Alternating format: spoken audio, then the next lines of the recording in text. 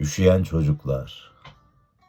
Üşüyen bir çocuğun gözlerinde kar taneleri gibi sessiz bir hüzün, ellerine değen soğuk, yüreğindeki yangını dondurmaz bilir misin?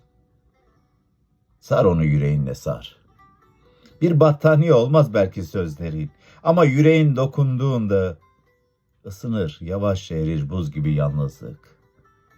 Hayatın gerçekleri küçük omuzlara ağır gelir. En çok yürekleri üşür. Görünmez yaralarla büyür çocuklar. Sıcak bir tebessüm, bir parça sevgiyle yumuşar kış. Bir çocuğun üşüyen kalbine bahar gelir usulca açar umutlar. Yüreğinle sar bırak ısıtsın. Her çocuk bir gülüşle yeşersin. Çünkü bir çocuğun üşüyen yüreği dünyanın en sessiz çığlığıdır.